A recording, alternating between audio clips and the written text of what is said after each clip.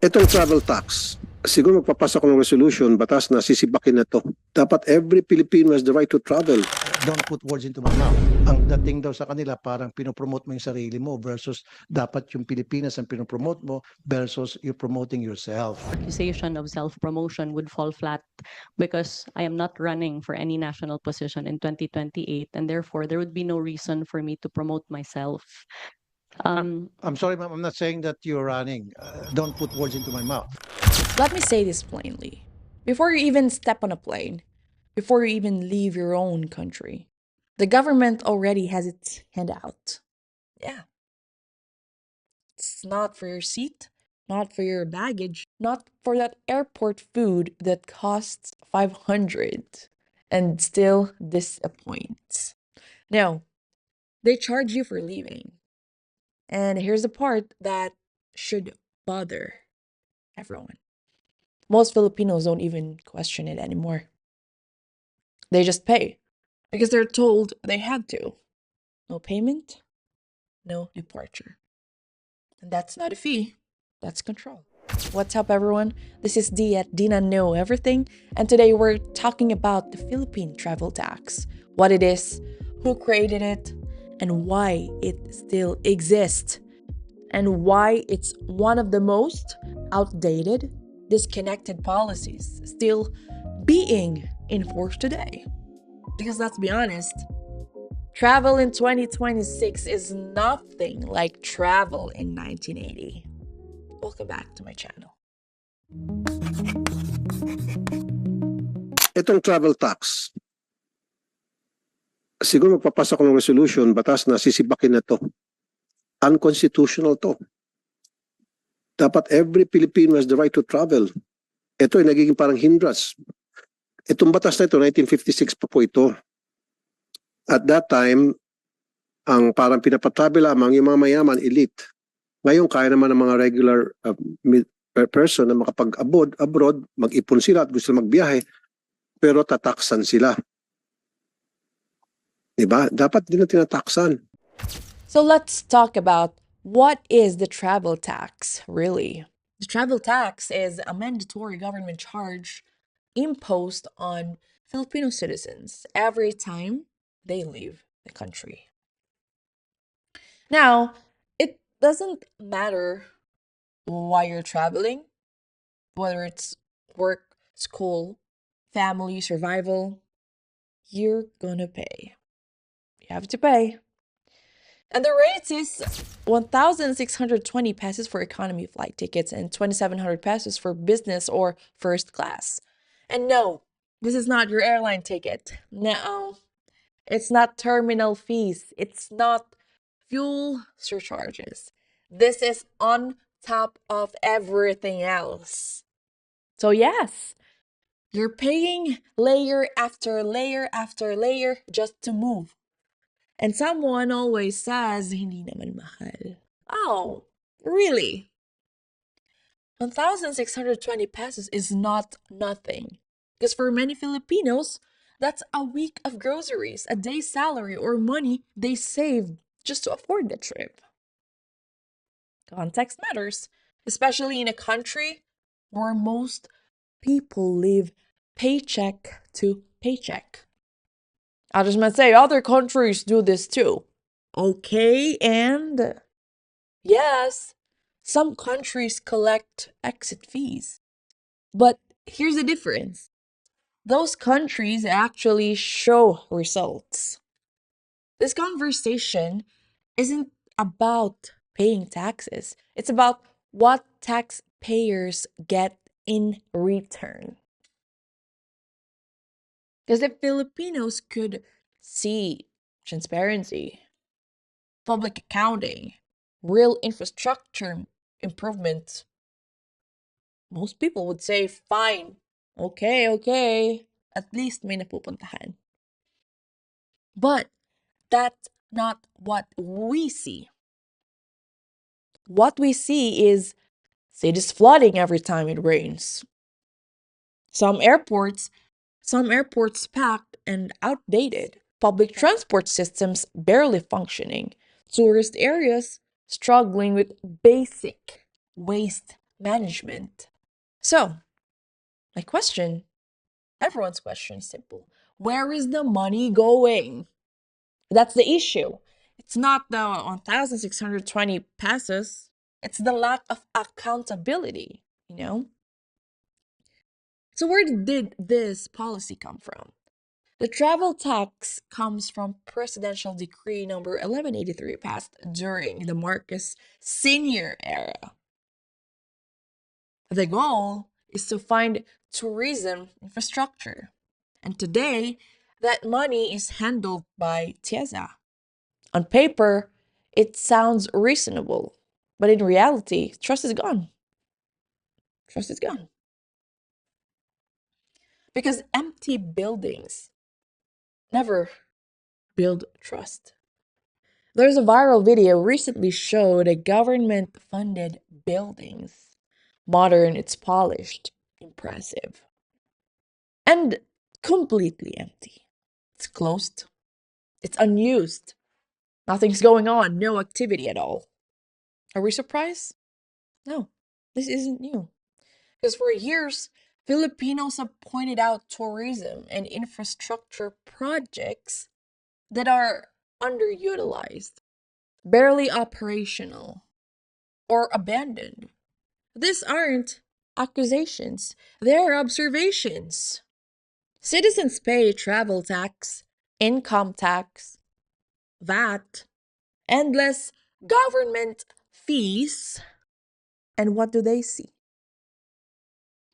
Just locked offices, empty facilities, buildings that exist only to say they were built. There are guards outside, but nobody inside. How ironic. So when officials say this tax develops tourism, oh yeah, people respond with the obvious question. Then why does nothing seem to improve? Why? And that's not inefficiency. That's a credibility problem. And let's get to the heart of it. Foreign tourists leaving the Philippines, no travel tax, right? Filipino citizens leaving, mandatory payment. So who's carrying the burden? The citizens. And the unspoken logic is, if you can afford to travel, you can afford to pay. Bullshit. That logic is outdated and frankly lazy. Travel today is not luxury. It's necessity. Imagine an OFW flying out is not on vacation. A student studying abroad is not flexing. A parent visiting family is not living extravagantly. They're moving forward with their lives. And a government that charges its citizens for movement is not really an encouraging opportunity. It's penalizing it. That's why this tax feels less like contribution. It's more like punishment for citizenship. And by the way, there's exemptions that collapse at the airport. Yes, exemptions exist on paper. OFWs, permanent residents abroad, diplomats, children under 2, but in reality, just one missing document or one outdated paper, or let's say one system error. And the answer is always the same. Please pay or miss your flight. And that's not flexibility, that's pressure. And here's something people don't talk about enough. Many Filipinos have paid the travel tax that have been offloaded, canceled trips due to emergencies, and once the money is paid, no automatic refund. no simple appeal, no credit for future travel. So if you didn't leave, didn't travel, and didn't benefit, why does the government keep the money? Why? That's not governance. That's indifference. Now, check this out. Why Filipinos choose international travel? Filipinos don't avoid local travel because they hate the Philippines. They avoid it because it's overpriced for what it delivers. So, in many cases, traveling abroad is cheaper, like Vietnam over Boracay, Thailand over Palawan, Japan promos beating local destinations. And that's not opinion, that's a simple math. Local travel costs more because of high utilities, heavy business taxes, operating fees. Businesses pass those costs down. Consumers pay the price. So when someone compares 30,000 pesos local trip versus 30,000 pesos international trip with better value, they choose logic, not loyalty. Because it makes sense. And you cannot shame people into supporting local tourism while policy makes it irrational. Now, let's talk about the moment that perfectly exposed the disconnect. Let's watch this video. Ang dating daw sa kanila parang pinopromote mo yung sarili mo versus dapat yung Pilipinas ang pinopromote mo o yung mga probinsya ang pinopromote mo versus you promoting yourself. For any accusation of self-promotion would fall flat because I am not running for any national position in 2028, and therefore there would be no reason for me to promote myself. I'm sorry, ma'am. I'm not saying that you're running. Don't put words into my mouth. It has nothing to do about you. It has something to do na may problema at sinasabi lang ko ano yung problema na dapat punuan natin ngayon. Nakikita ko, I'm very sorry, Secretary Frasco, parang lumilitaw na ikaw ay nagiging vlogger na. It will not sell pag doon sa mga marketing materials natin puro mukha mong nakalagay doon. It shouldn't happen kasi another thing one thing na na-notice ko, halimbawa meron tong sa Japan ba ito na magazine. I think it's a free magazine. Pagkakataon na sana natin na para sumikat tayo sa Japan, yung tourism industry natin, sa halip ang nakalagay dito, ikaw ng ikaw, and then yung mga groundbreaking pinapakita natin, sa halip na dapat ipapakita natin yung underground river, the eight wonders of the world, yun, Tabon Cave, etc. Ang pinakita doon, kayo po at saka yung mga groundbreaking ceremony, which will not sell. If we want to sell something, pakita po natin yung mga tanawin o yung mga reasons why tourists will visit the country. Kasama na po dyan yung mga lugar na pwede pupuntahan, food, wellness, di ba, adventure. Those are the things that people would like to see, the tourists. And pumunta po ako sa website natin, wala ako masyadong nakikita ng mga lugar na kaakit-akit na para mainganyo yung mga tourist na pumunta.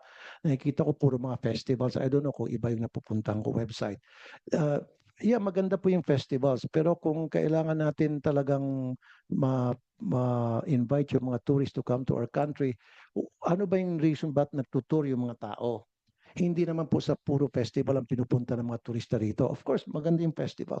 Pupunta sila rito for adventure, wellness, food, culture, and things like that. So yun po dapat ang binebenta natin. Huwag po natin ibinebenta yung maling mga bagay na hindi naman in-expect ng tourists when they arrive in our country. During a Senate hearing, Senator Raffy Tulfo called out Tourism Secretary Cristina Garcia Frasco for allegedly putting herself front and center in tourism promotion materials instead of the actual destinations. Now, Tulfo didn't dance around it. He said it straight, parang naging vlogger na kayo. And that line went viral for a reason. Because people felt it.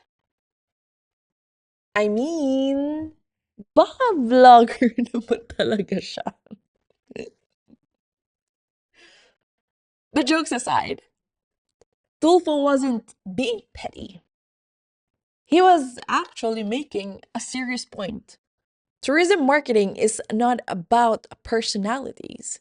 It's not about who's who in the photo. It's not about branding yourself, you know. It's about the beaches, the culture, the food, the experience, the people. And your job as tourism secretary is not to be the face of the campaign. Your job is to make people say, I want to go there. I want to go to that place. That looks awesome. That looks beautiful. And this matters. Because when people are already paying higher taxes, when travel is getting harder, when infrastructure is still lagging, and then they see tourism campaigns that, feel self-centered, and it sends a very clear message. Image matters more than results. This is also why Tulfo's proposal to remove the travel tax for economy class passengers resonated with so many people, because it's not radical. And to be honest, it's realistic. Economy class isn't filled with luxury travelers. It's filled with OFWs for students, middle income families, first time travelers. These are not people flying for comfort or status. They're flying because they have to. And to be honest, removing the tax wouldn't destroy tourism funding. It would actually acknowledge how Filipinos actually travel today. So Tulfo's criticism, both on the tax and on tourism marketing, hit the same nerve for the same reason. Tourism is not about faces, it's about the access, the value, and the experience, right?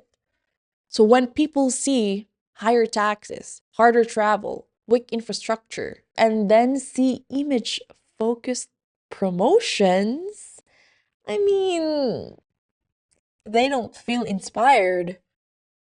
They feel ignored. Because to them, it looks like the government is more focused on looking good than doing good.